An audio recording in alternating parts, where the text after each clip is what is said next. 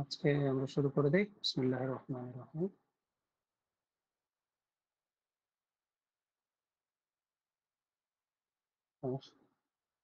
Power system analysis.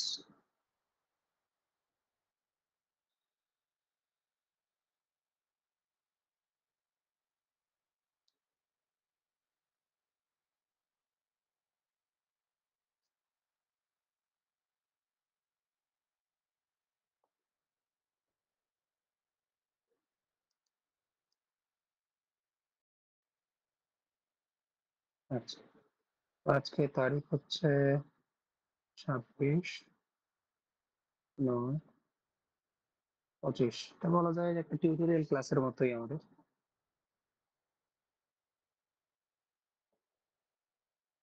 প্রশ্ন solving বা problem practice করবো আর কি। ঠিক আছে, আমরা একটু স্মরণ করি আমরা আসলে কি কি জিনিস পড়েছিলাম। যে সম্ভবত 27 তারিখ। আচ্ছা, 27 তারিখ আজকে। ও আচ্ছা, হ্যাঁ ঠিক আছে, আমার কর্নারে তো লেখা আছে, ভুলে গেছি। আচ্ছা, থ্যাংক ইউ ফর দ্যাট। তো তো আমরা একটু রিক্যাপ করি আমরা আসলে কোন কোন জিনিসগুলো এই পর্যন্ত বা এই যাবৎ পড়েছি। আচ্ছা, অনেকেই জয়েন করতে যাচ্ছে, কেউ কাইন্ডলি এদেরকে অ্যাডমিট করান। ঠিক আছে, বারবার পপ আপ হচ্ছে, এন্ট্রিটা আপনি ওপেন করে রাখলেই তো হয়। আচ্ছা, যাই হোক, তো যেই জিনিসটা বলতে চাচ্ছিলাম, আজকে আমরা একটু রিক্যাপ করব, তারপর কিছু প্রবলেম সলভিং করব। প্রথমে হচ্ছে আমরা চ্যাপ্টার 1 পড়েছিলাম। চ্যাপ্টার 1 এর 1.10 থেকে 1.15 এই পর্যন্ত আমরা পড়েছিলাম। এরপর আমরা চ্যাপ্টার 9 পড়েছিলাম। চ্যাপ্টার 9.1 থেকে বেসিক্যালি 9.2, এইগুলোই হচ্ছে আমাদের মেজর টপিক। ঠিক আছে, তো এই পোর্শনটা থেকে বেসিক্যালি আমাদের যে জিনিসগুলো থাকতে পারে সেটা হচ্ছে পার ইউনিটের কনসেপ্ট, থ্রি ফেজের কনসেপ্ট, এবং সাথে সাথে আপনাদেরকে এটাও মনে রাখতে হবে আমরা কিন্তু হচ্ছে ট্রান্সমিশন লাইন রিলেটেড এক্সপেরিমেন্ট করেছি। হ্যাঁ, রিলেটেড এক্সপেরিমেন্ট করেছি। সো এই ট্রান্সমিশন লাইন রিলেটেড ইনফরমেশন গুলো ইম্পর্টেন্স পাবে।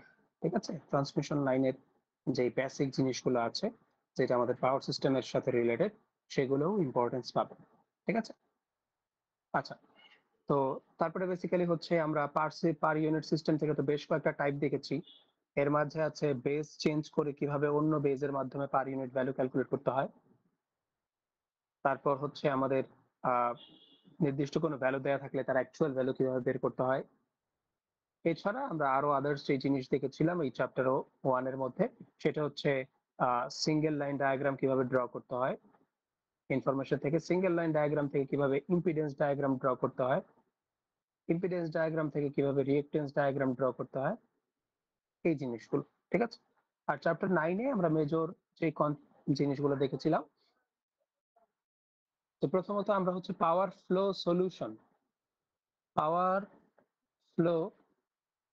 সলিউশন এটা করার জন্য প্রথমে আমাদেরকে দেখতে হয়েছিল পাওয়ার ফ্লো এর ইকুয়েশনটা, অর্থাৎ এটা আমরা ডিরাইভ করছি। তারপর আমরা বেসিক ফান্ডামেন্টাল দেখছিলাম যে এই ইকুয়েশন থেকে সলিউশন করার জন্য আমাদের ইটারেটিভ মেথডে যেতে হয়। ইটারেটিভ মেথড দুইটা আছে, এর মধ্যে আমরা একটা শিখছি, একটা হচ্ছে সেটা হচ্ছে গস সাইডার, এটাই আমাদের সিলেবাসে আছে। দেন এই গস সাইডাল মেথডের বেসিক দেখার পর পাওয়ার সিস্টেমের পার্সপেক্টিভে কিভাবে এই গস সাইডাল দিয়ে প্রবলেম সলভিং করতে হয় সেটা আমরা বেসিক্যালি হচ্ছে এক্সাম্পল 9.2 তে ডিটেইলসে দেখেছি। ঠিক আছে, তারপরে আমাদের ডিফারেন্ট যে বাসের টাইপ আছে পাওয়ার সিস্টেমে, পিভি বাস, পিকিউ বাস, সুইং বাস, এবং এদের যে অল্টারনেটিভ নামগুলো আছে সেগুলো আমরা বোঝার চেষ্টা করেছি। এবং কোন একটা পাওয়ার সিস্টেমে যদি অনেকগুলো বাস দেওয়া থাকে, কোন বাসটা কোন ক্যাটাগরির মধ্যে পড়ে, কেন এই ক্যাটাগরির মধ্যে পড়ে, এই এক্সপ্লেনেশন গুলো আমরা দেখেছি। ঠিক আছে, আচ্ছা, আরেকটা জিনিস সবার উদ্দেশ্যে বলে দিতে চাই, আমি বলেছিলাম যে যদি আমার হাতে প্রশ্ন করতাম বা আমি প্রশ্ন করতাম, তো ওইখানে ডিরাইভেশনের প্রয়োজন আমি নর্মালি দেই না, ডিরাইভেশন বুঝলেই হলো। বাট এই মিডের পরীক্ষার প্রশ্নটাতে যেহেতু আমি করি নাই, আপনাদেরকে ডিরাইভেশনে দেখতে হবে, যেই যতগুলো ডিরাইভেশন ক্লাসে দেখানো হয়েছে সবগুলো দেখতে হবে। অর্থাৎ ডিরাইভেশনে একটু গুরুত্ব আপনাকে দিতে হবে। কি বলে যে পাওয়ার ফ্লো ইকুয়েশনটা কিভাবে ডিরাইভ করছিলাম, তারপর গস সাইডেল মেথডের মাধ্যমে কিভাবে এটা ডিরাইভ করে অ্যাপ্লাই করা যায়, তারপরে হচ্ছে পার ইউনিট সিস্টেমে বেস চেঞ্জিং এর যে কনসেপ্ট আছে সেটা কিভাবে ডিরাইভ করছিলাম, তারপরে হচ্ছে মানে এই কনসেপ্ট গুলো যেগুলোতে ডিরাইভেশন আছে সেগুলো অবশ্যই আপনাকে ভালো মতে দেখতে হবে। ঠিক আছে, এই অল্প কয়েকটা জিনিস যদি আপনি দেখেন তাহলে আশা করি মিডের কোনো জায়গাতে আপনার সমস্যা হবে না।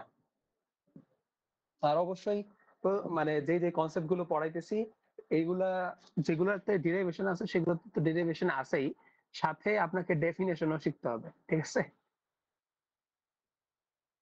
অর্থাৎ কোন জিনিস কি বলে বা বলতে কি বোঝায়, বা কনসেপচুয়াল যে প্রশ্নগুলো আছে এটা এমন কেন এটা এমন কেন, অর্থাৎ আপনাকে থিওরি এবং ম্যাথ, থিওরি প্লাস ম্যাথ, দুই ধরনের কনসেপ্টেই আপনাকে হচ্ছে মোটামুটি পারদর্শিতা অর্জন করতে হবে এই মিডের জন্য। ঠিক আছে, আপনি বলতে পারেন যে 35% থিওরি বা 35% থিওরি ধরেন, আর বাকি 65%-এর মতো হয়তো ম্যাথ, এইরকম একটা রেশিও হয়তো মেনটেন হবে।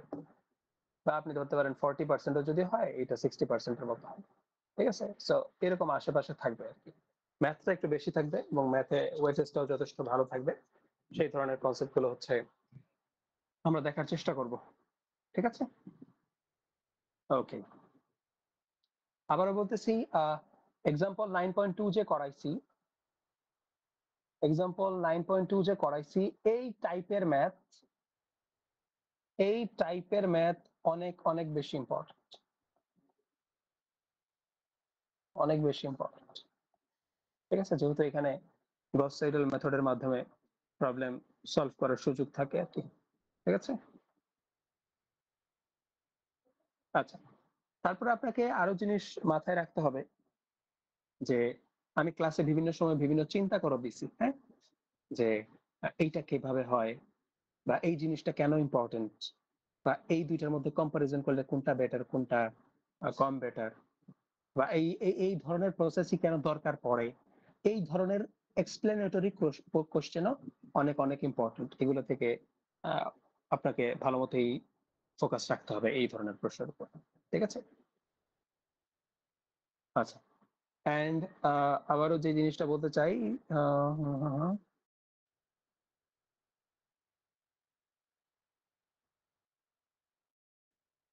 আচ্ছা, তো তারপরে যে জিনিসটা বলতে চাই সেই জিনিসটা হচ্ছে যে আমরা 9.2 এর ম্যাথ করার পর পরের কনসেপ্টটা যে জিনিসটা ছিল সেটা ছিল হচ্ছে আমার অ্যাক্সেলারেশন ফ্যাক্টরের কনসেপ্ট।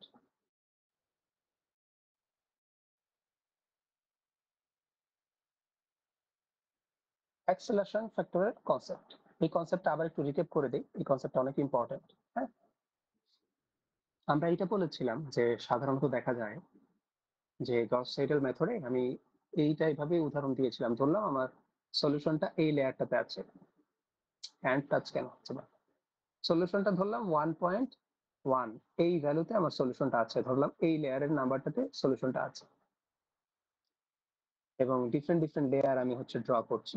1.0 এই লেয়ারটা ধরলাম 0.9, এই লেয়ারটা ধরলাম 0.8, এটা ধরলাম 1.2, এই লেয়ারটা ধরলাম 1.3।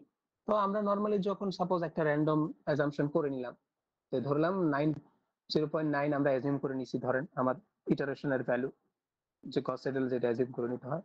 তো একটা ইটারেশন পর আমি দেখলাম আমার ভ্যালুটা এখানে চলে আসছে, অর্থাৎ 1.2 হয়ে গেছে, বাট অ্যাকচুয়ালি আমার অ্যান্সার কত 1.1। তো এরপরে যখন আমি আরেকটা ইটারেশন করলাম দেখলাম আমার ভ্যালু এখানে চলে আসছে, দেখলাম এরপর আবার এখানে চলে আসছে, আবার এখানে চলে আসছে, আলটিমেটলি দেখা গেল 5তম ইটারেশন যে অ্যাকচুয়ালি আমি ভ্যালুর কাছাকাছি জিনিসটা পেয়ে গেছি। হ্যাঁ? তো আমি বলছিলাম এটা তো নর্মাল ইটারেটিভ প্রসেস, এটা তো নর্মাল ইটারেটিভ প্রসেস। আমি বলছিলাম যদি এখানে অ্যাক্সেলারেশনের ফ্যাক্টরের কনসেপ্টটা ইউজ করা হয়, এখানে যদি অ্যাক্সেলারেশন ফ্যাক্টরের কনসেপ্টটা ইউজ করা হয়, তাহলে হইতে পারে যে আমি এই যে এখানে কয়টা ইটারেশন গেল, একটা দুইটা তিনটা চারটা পাঁচটা ছয় ইটারেশনে ভ্যালু পাইছি, হইতে পারে অ্যাক্সেলারেশন ফ্যাক্টরের পর এখানে চলে আসছে, এরপর এখানে চলে আসছে, এখানে এরপর এখানে চলে আসছে, অর্থ হইতে পারে আমি থার্ড ইটারেশনে কি পেয়ে যেতে পারি, সলিউশন পেয়ে যেতে পারি। অর্থাৎ অ্যাক্সেলারেশন ফ্যাক্টর এইভাবে কাজ করে। তাহলে অ্যাক্সেলারেশন ফ্যাক্টর কি? অ্যাক্সেলারেশন ফ্যাক্টর হচ্ছে একটা সংখ্যা, একটা কনস্ট্যান্ট নাম্বার, একটা পার্টিকুলার কেসে এটা একটা কনস্ট্যান্ট নাম্বার, যে কনস্ট্যান্ট নাম্বার দিয়ে একটা ম্যাথমেটিক্যাল কি বলে ইকুয়েশন বা ম্যানিপুলেশন বলতে পারেন করলে আমাদের ইটারেশনের প্রসেস কমে যায়। অর্থাৎ আমাদের এই ইটারেশনের যে প্রসেসে যেই ধরনের ইকুয়েশন আমরা সলভ করি, অল্প ইটারেশনেই দেখা যায় আমি ভ্যালু কি পেয়ে যাই। অর্থাৎ আমার 10টা ইটারেশনের জায়গায় হয়তো 6টা ইটারেশন করলেই হয়ে যাবে, বা 10টা ইটারেশনের জায়গায় হয়তো 5টা ইটারেশন করলেই হয়ে যাবে, এই ধরনের সিনারিও আর কি।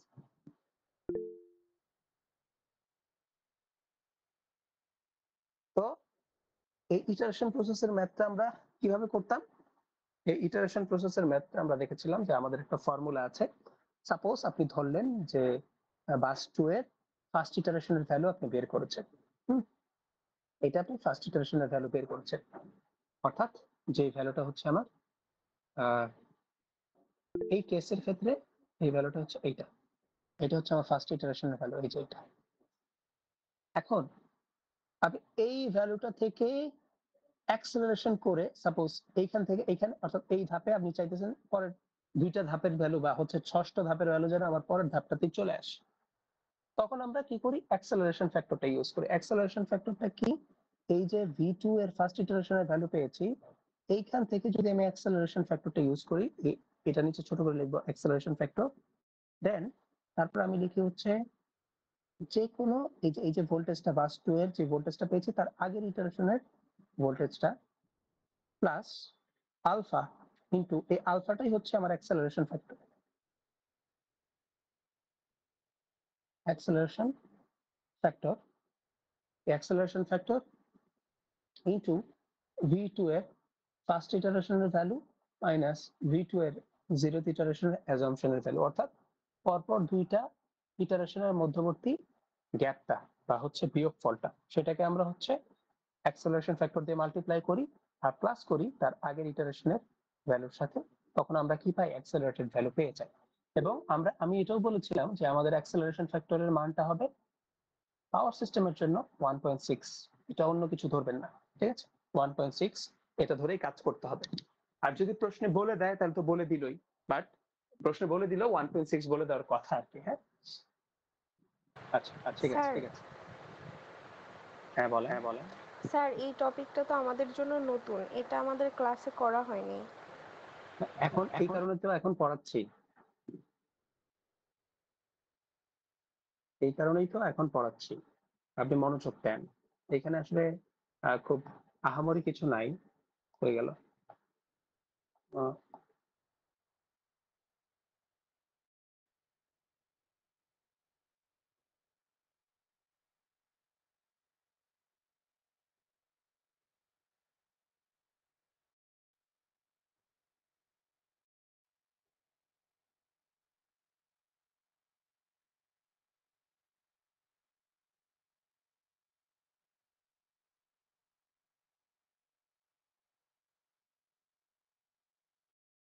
এই যে এটা হচ্ছে আমাদের 9.2 এর এক্সাম্পলটা, যেটা বেসিক্যালি ক্লাসে করাইছি। এরপরে এই যে অ্যাক্সেলারেশন ফ্যাক্টরের কথাটা আসছে, অর্থাৎ এর পরপরই অ্যাক্সেলারেশন ফ্যাক্টরের কথাটা আসছে,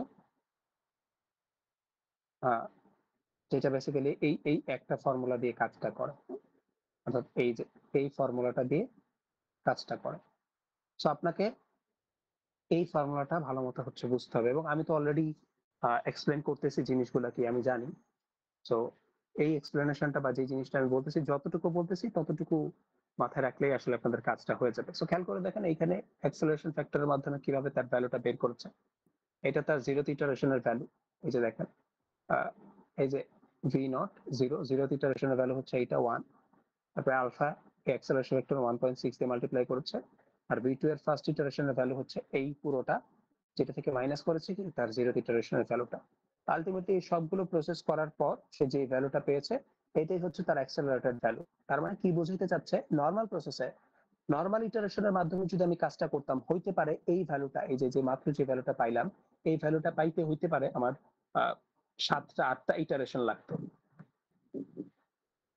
হইতে পারে যে 7-8 ইটারেশন যাওয়ার পর হয়তো এটা পাইতাম। কিন্তু অ্যাক্সেলারেশন ফ্যাক্টরের মাধ্যমে আমি কি পাইতেছি, দেখা যায় একটা ধাপের পরেই এই ষষ্ঠ বা কি সপ্তম অষ্টম ইটারেশনের ভ্যালু পেয়ে যাচ্ছে। তার মানে আমার ভ্যালুটা কি তাড়াতাড়ি চলে আসলো। এটাই মোটামুটি অ্যাক্সেলারেশন ফ্যাক্টরের কনসেপ্ট। ঠিক আছে, তো এই ফর্মুলাটাই জাস্ট মনে রাখলে আপনার হবে যে যখন আপনার ইটারেশনের কোনো ভ্যালু পাইছেন, সাপোজ আপনাকে বললো যে এততম বাসের ইটারেশনের ফার্স্ট বা সেকেন্ড বা থার্ড ইটারেশনের ভ্যালু বের করো, তারপর আপনাকে বললো যে ইটারেশনের ভ্যালুটা আপনি পাইছেন ওইটাকে অ্যাক্সেলারেশন ফ্যাক্টর দিয়ে ভ্যালুটা বের করেন তার আপডেট ভ্যালু। লিটারালি আপনি যদি থার্ড ইটারেশনের ভ্যালুটা পায়া থাকেন, তাহলে এই জায়গায় যে দেখেন, এই জায়গায় আপনি এইটা যদি ফার্স্ট হয় এইটা হয় 0, এইটা যদি থার্ড হয় এটা হবে সেকেন্ড। আপনার কাছে অলরেডি থার্ড ইটারেশনের ভ্যালু আছে, মানে অবশ্যই আপনার কাছে সেকেন্ড ইটারেশনের ভ্যালু আছে। আর এটা হবে থার্ড ইটারেশন, আর এটা হবে তার আগের ইটারেশন, সেকেন্ড ইটারেশন ভ্যালু। আর আলফার মান অবশ্যই আপনার 1.6 ধরতে হবে। ঠিক আছে, তো সিম্পল অ্যাজ দ্যাট। জাস্ট এই ফর্মুলাটাই যদি আপনি মনে রাখেন, আর এই ফর্মুলার ডিরাইভেশনটা আমি দেখাই নাই, কারণ আমি বললাম এটা পিওর ম্যাথমেটিক্যাল একটা কনসেপ্ট, সো এটা কোনো ক্লাসেই দেখাই নাই। সো এইটার ডিরাইভেশনটা না দেখলেও আশা করি চলবে। ঠিক আছে,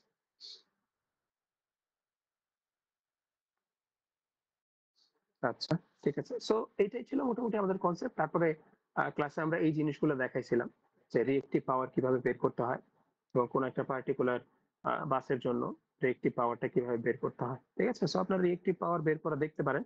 এবং ক্লাসে এই জিনিসটাও আলোচনা করছিলাম যে একটা নির্দিষ্ট রেঞ্জের ভেতর আপনার যদি এই কিউ এর মানটা আপনি যদি না রাখেন, জেনারেশনের কিউ, তাহলে আসলে আপনার পিভি বাস ভালো পারফর্ম নাও করতে পারে। দ্যাট মিনস যদি এই রেঞ্জটা মানে ফুলফিলড না হয়, তাহলে পিভি বাসকে আমরা পিকিউ বাসে কনভার্ট করে ফেলি। এখানে এক্সাম্পল 9.3 আছে, এই এক্সাম্পলটা দেখতে পারে। এই এক্সাম্পলটা করার জন্য যে ধরনের খোরাক বা হচ্ছে ম্যাটেরিয়ালস বা কনসেপ্ট বোঝানোর দরকার অলরেডি আমি সেটা বুঝিয়ে দিয়েছি। আশা করি এটা করতে খুব বেশি সমস্যা হওয়ার কথা না। ঠিক আছে, আচ্ছা হ্যাঁ বলে। স্যার কোন 9.2 তে একটা প্রবলেম ছিল স্যার, কত? 9.2 ম্যাথ, ওখানে একটা প্রবলেম হ্যাঁ ছিল হ্যাঁ বলেন বলেন। স্যার। এই যে স্যার এই পেজে এই জায়গায় স্যার পি এর ভ্যালু আর কিউ এর ভ্যালুটা স্যার পি এর ভ্যালু বসাইছে 1.7 আর কিউ এর হ্যাঁ মাইনাস এর বসাইছে, আর কিউ এর ভ্যালু বসাইছে 1.0535 স্যার। কিন্তু এখানে আছে স্যার 170 আর হচ্ছে 105 দশমিক সামথিং দেয়া আছে। আপনি কি 5 আপনি 2 কি এর আমার গুণ। ক্লাসটা করছিলেন? স্যার ক্লাসে ছিলাম স্যার, ক্লাসে ম্যাথটা করার নাই স্যার সম্পূর্ণ। কোন section? B section sir. B sir ম্যাথটা সেকশনে ভেঙে একটা ভেঙে ভেঙে দিয়েছিলেন কিন্তু করার নাই স্যার। মানে ম্যাথটা করাই নাই বলতে আমি স্লাইডে স্যার ধাপে ধাপে বুঝাই দিছি না ম্যাথটা? জি জি স্লাইডে বুঝাই দিছিলেন, কিন্তু এটা স্যার বলেন নাই। হ্যাঁ, মানে লিটারালি সব ক্লাসে আমি এইটাই করছি, এই ম্যাথটা আমি স্লাইড থেকে মানে কি বলে পিডিএফ থেকেই পড়াইছি। আচ্ছা, সো খেয়াল করে দেখেন এখানে যে ফর্মুলার পি বা কিউ আছে, অন্যান্য সেকশনের স্টুডেন্টদের অবশ্যই এটা মনে থাকার কথা। আমি বারবার ক্লাসে বলছিলাম, অসুবিধা নাই, আমি আবার এটা লিখছি। হ্যাঁ, যাই হোক, যত প্রশ্ন আছে বা যত ভুল করার পরীক্ষার আগে করে ফেলেন। ঠিক আছে, পরীক্ষার হলে গিয়ে ভুল করলে সমস্যা। তার মানে আমি ফর্মুলাটা যেটা লিখছিলাম যে V2 ভোল্টেজে, রিলেটেড একটা প্রবলেম ছিল বলতে। এখন না, এটা অ্যান্সারটা দিয়ে নেই। 1 2 2 আমার এখানে আসতেছে P2 minus J Q2 divided by V2 এর কনজুগেট, এটা আসতেছে 0 ইটারেশনের value minus y21 V1 plus y23 V3 plus y24 V4, এটা। এখন আমি এখনো জানি কিছু কিছু বান্দা আছে এরা এই এই যে ইকুয়েশনটা মাত্র লিখলাম, এরা এই ইকুয়েশনটা কি এটাও বুঝতেছে না। আমি জানি কিছু লোক আছে এরা এই ইকুয়েশনটা কি লিখলাম এরা কনফিউজড হয়ে যাবে এই ইকুয়েশন। তাদের উদ্দেশ্য বলতেছি, আপনারা জীবন নিয়ে সিরিয়াস হন, পড়াশোনার ব্যাপারে সিরিয়াস হন। এই ইকুয়েশনটা ক্লাসে কমপক্ষে 20 থেকে 25 বার, মানে সব মিলে তারও বেশি হতে পারে যে আমি লিখছি। আমি সুযোগ পাইলে এই ইকুয়েশনটা বারবার লিখি, কেননা এই ইকুয়েশনটা একটু বড়, তো বারবার না লিখলে আপনার মনে থাকবে না। স্যার So, যে এটা জিনিসটা ডেরিভেশন বলতে, ইম্পর্টেন্ট স্যার। হ্যাঁ এটা ডেরিভেশন ইম্পর্টেন্ট। স্যার আমাকে যেই ডেরিভেশনই বলবেন আমি বলবো সেটা ইম্পর্টেন্ট,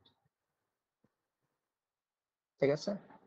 স্যার বলছিলাম কি আপনার একটা হ্যান্ড নোট দিলে ভালো হতো, এই 9.2 বা 9.3 এর। স্যার হ্যান্ড বইয়ে নোট, যেটা বই যেটা দেওয়া আছে না, ওটা বুঝতে একটু কষ্ট হচ্ছে, কিন্তু আপনি যদি একটু সুন্দর করে দিতেন তাহলে আমরা প্র্যাকটিস করতে পারতাম। আচ্ছা কিছু প্র্যাকটিস প্রবলেম আমি দিব, এটা আমার খেয়াল আছে। প্র্যাকটিস প্রবলেম গুলো স্যার আমি রেডি একটা করে একটা শেয়ার করব। স্যার ডেমো দিলে ভালো হতো, মানে আমরা ডেমোটা দেখে আমরা বুঝতে পারতাম যে কি প্রসেসটা কি হবে যাবে। মানে ডেমো বলতে স্যার মানে 9.2টা যদি আপনি আপনার মতন সলভ করে আমাদের দিতেন তাহলে আমার একটু মানে বুঝতে সুবিধা হতো। বইয়ের যেভাবে দিয়ে আসছে না ওটা স্যার বুঝতে কষ্ট হয়, মানে এখনো মানে বুঝতে পারিনি ক্লাসে স্যার। ক্লাসে ক্লাসে বুঝতে পারেন নাই? ক্লাসে কি বলছি? স্যার আপনি তো মানে পুরোটা সমাধান করে দিছিলেন না, তো আমি বলছি স্যার আপনি যদি হ্যান্ড নোট করে দিতেন, মানে একটা প্রশ্নটা মানে এক্সাম্পল 9.2টা যদি একটু আপনার আপনি যদি পুরোটা সলভ করে দিতেন তাহলে আমার কাছে ভালো লাগতো স্যার। আচ্ছা খেয়াল করেন যে প্রশ্নটা আছে, আচ্ছা আমি দেখি সুযোগ পেলে হ্যান্ড নোট শেয়ার করে দেবো, সমস্যা নেই। তো আপনার এখন যে প্রশ্নটা ছিল সেটা আমি হচ্ছে অ্যান্সারটা দিই। এই y22 এই অ্যাডমিটেন্স এর ভ্যালুগুলো আশা করি বের করা কারোই প্রবলেম হবে না। তাহলে এগুলো ডান, এগুলো ডান, ঠিক আছে? তারপর প্রশ্ন যদি আমরা খেয়াল করে দেখি, আরে গেল কই? প্রশ্ন যদি আমরা খেয়াল করে দেখি, আমাদের বাসের ডাটা দেওয়া আছে, তার মানে কি বলা যায়, বাস টু এর ভোল্টেজ দেওয়া আছে এখানে এত, বাস থ্রি এর ভোল্টেজ দেওয়া আছে এত। অ্যাজিউমিং ফ্ল্যাট স্টার্ট বলার কারণে আমরা 1 0 ডিগ্রি অ্যাঙ্গেল ধরে নিতে বাধ্য। তো দ্যাটস ওয়াই আমি এখানে V1 এর ভ্যালুও জানি, কেননা V1 এর ভ্যালুটা এখানে দেওয়া আছে। খেয়াল করে দেখেন V1 হচ্ছে আমার স্ল্যাক বাস বা পাওয়ার সিস্টেমের সুইং বাস, তাহলে এটার ভ্যালু 1 আর 0 ডিগ্রি হবে। আর V4 এর ভ্যালু তারা ফিক্স করে দিয়েছে, যেহেতু পিভি বাস ভি এর মানটা বলে দিতে হবে। আর 3 আর 2 এর ভ্যালু আমরা অ্যাজিউম করে নিছি, যেহেতু ফ্ল্যাট স্টার্ট আমরা 1 0 ডিগ্রি এটা আবার ধরে নিতে হবে। যদি ফ্ল্যাট স্টার্ট বলে তাহলে অবশ্যই এটা ধরে নিতে হবে। তার মানে আমি বুঝাতে যাচ্ছি এখানে অলরেডি আমি V1 এর ভ্যালু জানি এবং V4 এর ভ্যালু জানি এবং V3 এর ভ্যালু জানি, যেটা বেসিক্যালি হচ্ছে আমার জিরোথ ভ্যালু, যেটা আমি ধরে নিচ্ছি। এখন এই V2 কনজুগেট জিরোথ ভ্যালু যেটা, সেটা হচ্ছে আমার অ্যাজিউম ভ্যালুটা 1 0 ডিগ্রি অ্যাঙ্গেল, সেটা আমি এখানে বসাবো। তারপর আলটিমেটলি সব বসাইলে এই V2 এর আপডেটেড ভ্যালু পাবো। এখন P2 আর Q2 এর ভ্যালুটা এটা আসে। P2 আর Q2 এটার ভ্যালু হচ্ছে আমার টোটাল যে পাওয়ার জেনারেশন হচ্ছে এবং পাওয়ার যে লোডে যাচ্ছে, এই দুইটার যোগফল বাস টু এর জন্য। হ্যাঁ, বাস টু এ যে পাওয়ার আসতেছে জেনারেট হয়ে এবং লোডে যে যাচ্ছে, দুইটার কম্বিনেশন। এখন নর্মালি যদি আপনি জেনারেশনের দিকে তাকান, জেনারেশন হইলে পাওয়ার বাসের ভেতর আসে, তাহলে এটা যদি আপনি পজিটিভ ধরেন লোডের দিকে, তাহলে পাওয়ার কি চলে যায়, তাহলে এটা আমাকে কি ধরতে হবে? নেগেটিভ ধরতে হবে। তো এই কথাটা তারা প্রশ্নে বলে রাখছে, এই কথাটা তারা প্রশ্নে বলে রাখছে যে এই যে এখানে আপনি খেয়াল করে দেখেন এই লাইনটা, যে এই যে the net scheduled value PI QI are negative at the load buses। তার মানে যেখানে আপনি লোড বাস বা লোডের যে পাওয়ারটা পাবেন সেটা নেগেটিভ ধরবেন। তাহলে অ্যাজ ইউজুয়াল ইনডিরেক্টলি অন্যটা বলা লাগে না, কেননা জেনারেশন হইলে আপনার কি হবে? তাহলে প্লাস হবে। লোড যদি মাইনাস হয় তাহলে জেনারেশনের পাওয়ার ডিরেকশনটা কি হবে? প্লাস হবে। তো এখন আপনি বাসের দিকে তাকায় দেখেন P2 বাসে কোনো জেনারেশন নাই, কোনো জেনারেশন কি নাই, জেনারেশন জিরো। তাহলে লোডের পাওয়ার আছে, তার মানে লোডের পাওয়ার অলরেডি তারা বলে দিচ্ছে লোড বাসের পাওয়ারকে ধরবার নেগেটিভ। তার মানে এইটা আছে নেগেটিভ 170 মেগাওয়াট আর এইটা আছে নেগেটিভ 105.35 মেগাওয়াট।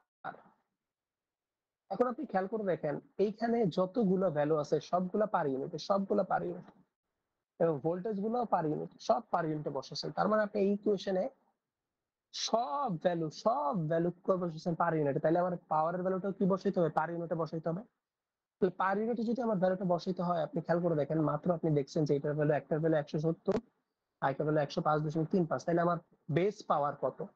এখানে খেয়াল করে দেখেন, আমাকে বেস পাওয়ার বলে দিছে 100 MVA, অর্থাৎ অ্যাপারেন্ট পাওয়ার আমার বেস কি 100 MVA বলে দিছে। তাহলে আমার ফর্মুলাও আমরা একদম জানি যে আমরা যদি হচ্ছে পি বেস বের করতে চাই, এটা মনে রাখবেন, পি বেস বের করার জন্য P actual K S base দিয়ে ভাগ করলে হয়, কারণ এস বেস আর পি বেস কি সেম হয়, এস বেস দিয়ে ভাগ করলেই হয়ে যায়। কিউ বেসের ক্ষেত্রে কিউ, সরি বেস না, পার ইউনিট বলতেছি, পার ইউনিট হবে পি পার ইউনিটের ভ্যালু, কিউ পার ইউনিটের ভ্যালু হবে কি, কিউ এর অ্যাকচুয়াল ভ্যালুকে আপনি এস বেস দিয়ে ভাগ করবেন। পাওয়ারের ক্ষেত্রে রিয়েল পাওয়ার, রিয়েক্টিভ পাওয়ার এবং অ্যাপারেন্ট পাওয়ারের বেস ভ্যালু সেম হয়। আবারও বলতেছি, পাওয়ারের ক্ষেত্রে, বেস ভ্যালুর ক্ষেত্রে রিয়েল, রিয়েক্টিভ এবং অ্যাপারেন্ট পাওয়ার তাদের বেস কি সেম হবে। এখন পি অ্যাকচুয়াল ছিল আমার 170, এটার 100 দিয়ে ভাগ করেন, আসে কত 1.7। আর যেহেতু এটা লোড বাসের লোডটা ইন্ডিকেট করতেছে, দ্যাটস ওয়াই এটার সামনে কি বসাইছিলাম, মাইনাস বসাইছিলাম লোডের কারণে। সো দ্যাটস ওয়াই এটার সামনে চলে আসতেছে মাইনাস। সিমিলারলি এটা ছিল আমার 100, মাইনাসটা সবাই বসায় 105.35, অ্যাজ বেস হচ্ছে 100, তাহলে এটা আসছে মাইনাস 1.0535। এখন এইটা হচ্ছে মাইনাস, আবার কিউ এর সামনে একটা ডিফল্ট মাইনাস আছে, তাই মাইনাসে মাইনাসে কি হয়ে যাবে প্লাস, আর এটার সামনে আছে মাইনাস 1.75, তো এটার সামনে তো কোনো মাইনাস নাই, তাহলে এটা মাইনাস 1.75ই হবে। আলটিমেটলি এখানে যে ভ্যালুটা বসবে এটা মাইনাস 1.7, মাইনাসে মাইনাসে প্লাস, যে 1.05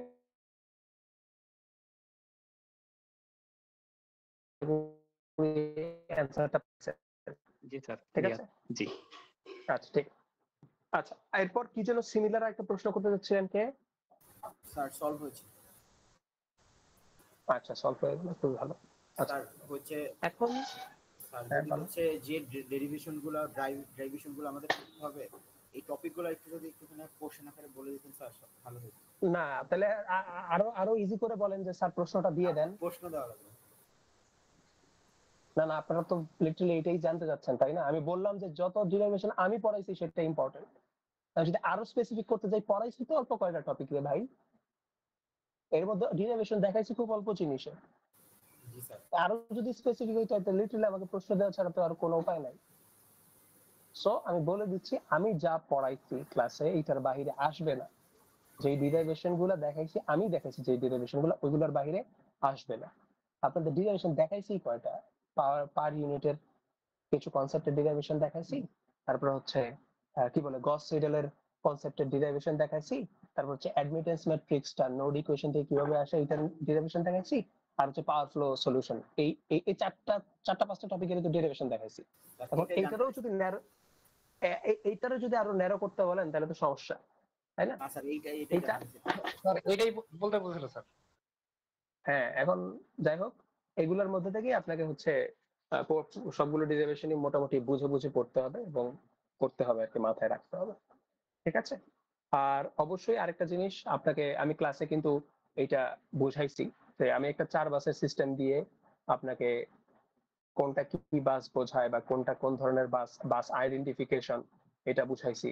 তারপরে আমার মনে আছে যে আমি কে হতে চাই কোটিপতি, এইটাকে আপনার 50-50 রুল দিয়ে আমি বুঝাইছি যে কোন বাসে কোন দুইটা জিনিস জানা থাকে, কোন দুইটা জিনিস অজানা থাকে, অর্থাৎ কোন দুইটা প্যারামিটার নোন আর কোন দুইটা প্যারামিটার আননোন থাকে, এবং ওই প্যারামিটার গুলো কিভাবে অ্যাড্রেস করতে হয় সেগুলো আমি মোটামুটি আলোচনা করছি। তো এই কনসেপ্ট গুলো আপনার মাথায় রাখতে হবে, ডেফিনেশন গুলো, কনসেপ্ট গুলো, এবং কোনটাতে কি জানা কোনটাতে কি অজানা, এবং কোনটা কি বৈশিষ্ট্য বা আইডেন্টিফিকেশন কিভাবে করতে হয়, এই জিনিসগুলো আপনাদের মাথায় রাখতে হবে। অর্থাৎ আমি আপনাকে বুঝাতে যাচ্ছি, আপনি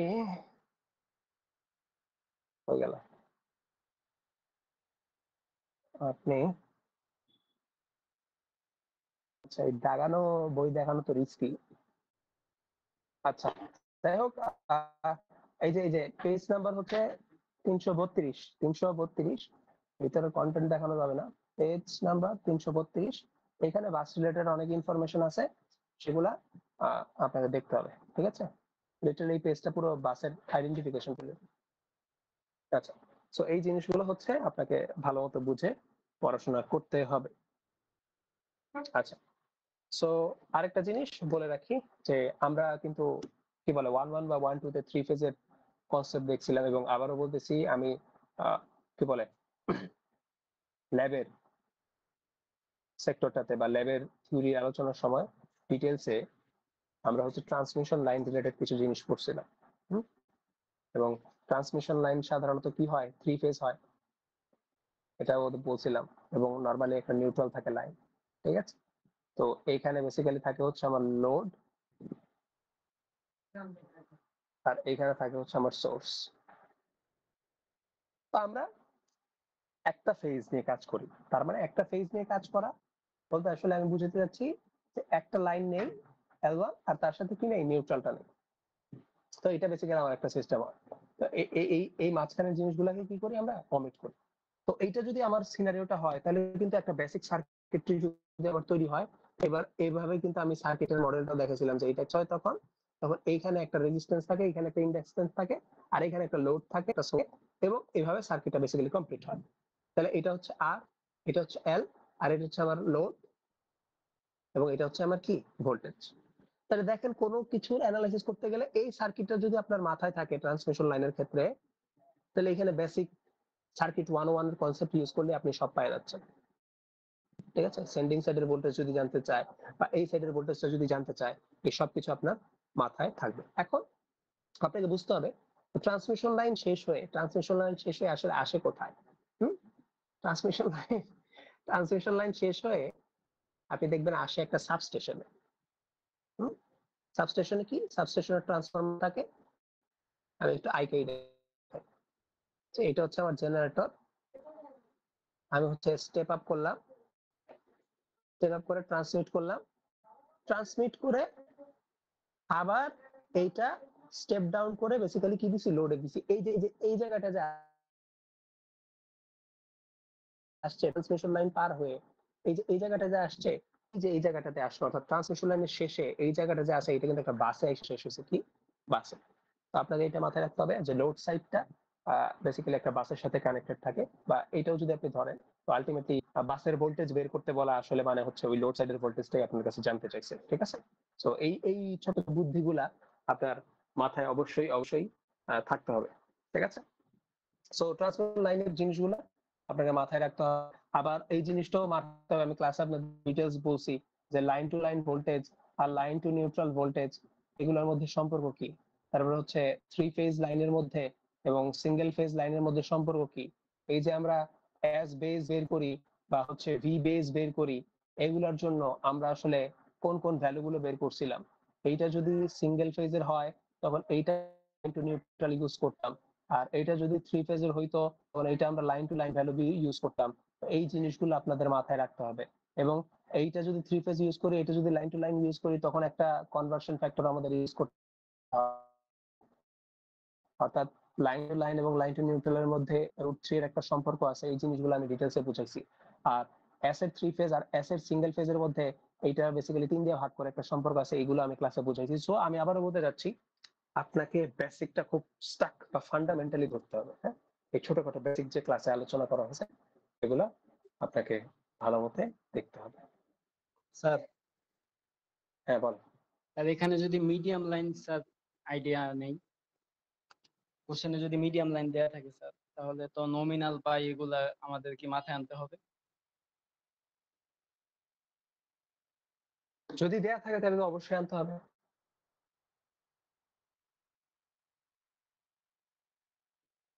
যদি দেয়া থাকে তাহলে তো অবশ্যই আনতে হবে।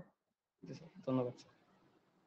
আচ্ছা, সো লং ট্রান্সমিশন লাইন নিয়ে বেশি পেঁচানোর দরকার নাই, শর্ট আর মিডিয়ামে থাকলে আপনাদের হয়ে যাবে, ঠিক আছে। কারণ লংটা যেহেতু পড়াই না, ওইটা নর্মালি ওইভাবে আসলে পড়ানো হয় না বলতে মানে হচ্ছে জাস্ট কনসেপ্ট গুলো আলোচনা করা হয়, যেহেতু হাইপারবোলিক ট্রাইগোনোমেট্রিক ফাংশন গুলো থাকে, ওগুলা ওইভাবে ডিটেলসে আলোচনা ওইভাবে আমাদের সময় করে নাই টিচার, বাট শিখে নিতে পারলে ভালো।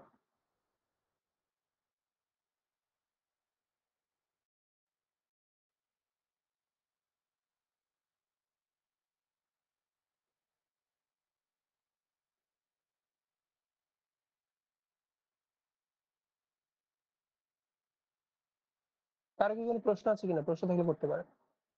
আর আমি আপনাদেরকে একটা শীট দিয়ে দিব, ওই শীটে কিছু প্র্যাকটিস প্রবলেম থাকবে, এবং ওই প্রবলেম গুলো সলভ করার জন্য আমি আপনাদেরকে কিছু সময় দিয়ে দিব। তারপর যদি কারো প্রবলেম থাকে তারপরে আবার আমরা একটা প্রবলেম সলভিং ক্লাস করব। ওইখানে বেসিক্যালি হচ্ছে কার কি প্রবলেম হলো বা কার কি কোন জায়গায় কনসেপ্টের সমস্যা হয়েছে সেটা নিয়ে আমরা আবার ডিসকাস করব। এটা আবারও বলতেছি এটা আপনাদের কমফোর্টেবল টাইমে আমি নিব, ঠিক আছে? আপনাদের কমফোর্টেবল টাইমে আমি নিব, যেহেতু আমার কোনোই অধিকার নাই এই সময়টাতে ক্লাস নেওয়ার। আপনারা অলরেডি বন্ধ এনজয় করা শুরু করে দিবেন এই কি বলে আজকে তো বেসিক্যালি শনিবার, এর পরের দিন থেকে। তো আমার আসলে কোনোই রাইট নাই আপনাদেরকে বলার ক্লাস করতে। তাহলে আপনারা চাইলে আমি আবারও প্রবলেম সলভিং ক্লাস নিব, যেই প্রবলেম শিটটা আজকে কালকের মধ্যে আপনাদের সাথে শেয়ার করে দিব, অবশ্যই আপনাদের কমফোর্টেবল টাইমে। আবারও বলতেছি আপনাদের কমফোর্টেবল টাইম। যদি কারো অসুবিধা হয় তো ডেফিনেটলি আমি বলবো যে অন্য সময় বা অন্য কোনো ইয়ে। এবং আপনারা যদি বলেন যে স্যার শুধুমাত্র প্রবলেম শিট দিলেই হয়, কোনো প্রবলেম সলভিং ক্লাসের দরকার নাই, I am okay with it, কোনো সমস্যা নাই, তাহলে আপনারা চাইলে আমি নিতে পারবো। আমি ওই ধরনের ইফোর্টটা দিব, সমস্যা নেই, ঠিক আছে? আমি আপনাদের সাথে একটা প্রবলেম সলভিং শিট শেয়ার। আমি বলতে চাচ্ছি যে এই ছোট ছোট কনসেপ্ট গুলো আপনাকে হচ্ছে মাথায় রাখতে হবে। এই সাইডে বাস, এই সাইডে বাস, তো কোন জায়গায় ডেটা দেওয়া আছে, কোন জায়গায় ডেটা দেওয়া নাই, তার মানে কোন জায়গাটা বের করতে হবে, কোন জায়গাটা বেসিক্যালি হচ্ছে আইডেন্টিফাই করতে হবে, এই কনসেপ্ট গুলো আপনাদের মাথায় থাকতে হবে। এবং বেশি সমস্যা হবে না, মোস্ট অফ দ্য কেস আপনি আসলে জিনিসগুলো করে ফেলছেন। এবং যে প্রবলেম সলভিং কি বলে প্র্যাকটিস গুলো দিব ওইগুলা খুব খুব ভালোভাবে ঝাঁঝরা করে হচ্ছে অনুশীলন করবেন। আশা করি একটা ওয়ান্ডারফুল, একটা অসাধারণ মিড পরীক্ষা আপনি দিতে পারবেন, এটা আমার বিশ্বাস, ঠিক আছে? কারো কোনো প্রশ্ন আছে কিনা? স্যার বাস তো শুধু ডিস্ট্রিবিউশন সিস্টেমে থাকে স্যার, ট্রান্সমিশন সিস্টেমে তো থাকে না, তাই না? ট্রান্সমিশন লাইনটা তো শুরু হয়েছে কোন একটা বাসে থেকে কানেক্টেড হয়ে, তাই না? আবার ট্রান্সমিশন লাইনটা তো শেষও হয়েছে কোন একটা বাসে যায়, তাই না? মাঝখানে নাই। জি স্যার। হ্যাঁ, তার মানে যদি আপনাকে কথা বলে যে এই সাবস্টেশনের বাস, তাহলে আপনার বুঝে নিতে হবে যে সাবস্টেশন কিন্তু দুই সাইডেই আছে ট্রান্সমিশন লাইনের। এইটাও একটা সাবস্টেশন, আরে কই রে ভাই, সিলেক্ট হয়েছে। এটাও একটা সাবস্টেশন, এইটা হচ্ছে স্টেপ আপ করছে, আরে এত বড় আসতেছে কেন? স্টেপ আপ করছে, এটা বেসিক্যালি স্টেপ ডাউন করছে। আপনাকে প্রশ্ন করে বুঝতে হবে যে আপনাকে যদি কোনো কিছু জানতে চায় বা কোনো কিছু বলতে চায়, তখন কোন সাইড বা কোন সাবস্টেশন বুঝাইছে সেটা আপনাকে প্রশ্ন করে বুঝতে হবে। যাই হোক, আর কার কোনো প্রশ্ন আছে কিনা?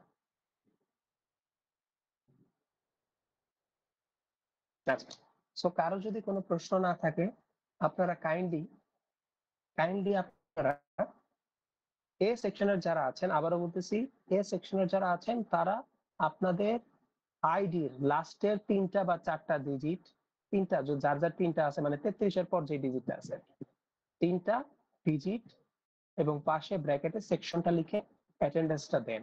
এ সেকশন, শুধু এ সেকশন। আচ্ছা, দরকার নেই সবগুলো একসাথে নিয়ে নেই। এ বি সি যারা আছেন সবাই চ্যাটে আপনাদের অ্যাটেন্ডেন্সটা দেন। এ বি সি যারা আছেন সবাই চ্যাটে আপনাদের অ্যাটেন্ডেন্সটা দেন। আপনার